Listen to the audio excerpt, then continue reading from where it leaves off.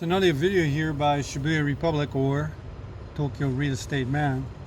And I thought I'd talk about today, and I've been thinking about this a lot, and that's about learning Japanese. And like I say, when you're come to Japan and in order to really get ahead in the society, right, you're gonna really have to learn Japanese. But there's going to be, for the people that are just here for a while, there's going to be some really social obstacles that maybe you can't see at first that are going to get in your way.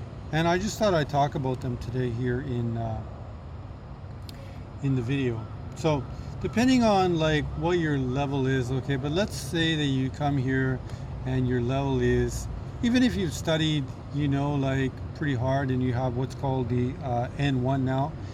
I'm so old now. When I used to do the Japanese test, they weren't using level or N or anything like that. They used what was called Q, which means the Japanese level. And I ended up to get the #1 level, which is the EQ. If I were to take that test today, I don't think I'd pass. But in some ways, I'm also above EQ because a lot of the knowledge that you've learned in that kind of test stuff just solidifies over the years. So, like, what are some of the, like, when you come here and you have a very low level, that probably means at first that, like, I'm a native English speaker, as you can tell, right? That probably means that you're going to be depending on, in your social world or in your work world, the Japanese people who speak English. And there's going to be a lot of pressure for you really not to improve in your Japanese level. For example, you are working at a high school and you don't speak any Japanese. Well, not from everybody, but there's going to be some people, for example, that really don't want you to improve in your Japanese level because they want you as their source to improve their English.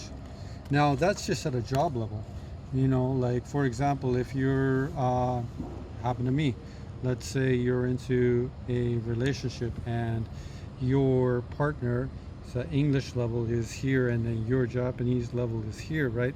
They're probably not going to want your level to surpass there because they probably want to have that English element in their life, or that when you get good at a language, it becomes really a form of your self-expression, that you really want to put yourself out into society, or like a Japanese person has become very good at English, right? Like that, they could have been studying that for, let's say, 10 or 15 years, right? And like that is really something that they want to put themselves out in Japanese society for their social credit.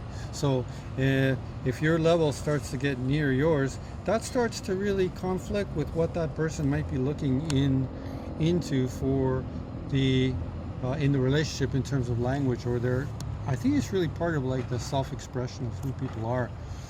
So these are just a couple of the obstacles that, like I remember years ago I was working at a high school and my Japanese was at like a pretty mediocre level, and the vice principal said good because he didn't want me to really become any better. So his idea was that the more English I was going to speak in class, the better, and that if there was any struggle to be dealt with, he's like, well, big deal, that's what we're paying for you for, like that's the struggle that you're gonna have to deal with. So there's going to be some social obstacles. I had a friend of mine who told me about he sent me a message that someone was here for 3 years and they worked in a Kaiwa, which is a private English school, for 3 years and didn't learn any Japanese, and that actually seemed very normal to me. So you got to think that like when you're in your job, especially a private school like that, the customers are paying for that English environment. They're not going to want you to really learn any Japanese. Some people are. It depends on the person, right? I mean, you're going to have all kinds of Japanese people, right? There's going to be a more competitive type of person that might not want that, or they're going to be a more cooperative person that would like to see you feel like get better at things and improve. And maybe their level isn't as high, so if you can gain a certain level, you can meet more in the middle. So it really depends on the situation, but there will be there is some like for example, that person was here for 3 years, and you got to look at maybe what their lifestyle is. They're working 8 hours a day. They're going to wake up, got to go to take the train, 45 minutes to work or half an hour to work, go to work. You got to speak, you're at work for 9 or 10 hours, okay, and you're speaking English all day, and you're working very hard, because actually when people don't really speak English very well, and you're sifting with, especially through lower level students, you're sifting through their limited expressional abilities to try to go on with a lesson, okay, go on with through a lesson plan, but and educate them to the functionality of the language. But you also just got to try to make it through. Maybe that person's going to get nervous, right? And you're trying your best to make that hour time meaningful for them. They might be stressed and really nervous about it too. Anyhow, so what happens by the end of the day, you can be very, very mentally strapped. If you have 6-7 classes in an 8-hour day and your mind's gone. And how are you going to study then? How are you going to study more Japanese? Because your mind's already spent, because you need to, it's going to take 2 or 3 hours of, you need 2 or 3 hours of like good concentration time. I would advise in that situation to get up early in the morning. I would get up at 5, and I'd probably study Japanese between 5 and 7, so your mind is fresh in those areas, and that's a good time to do it early in the morning.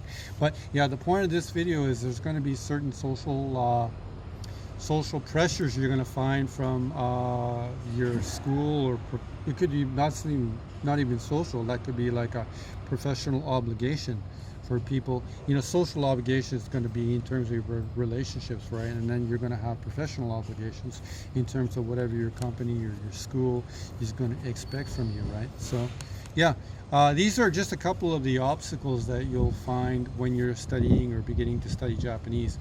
Once you can get really good at things after about 3 or 4 years, right?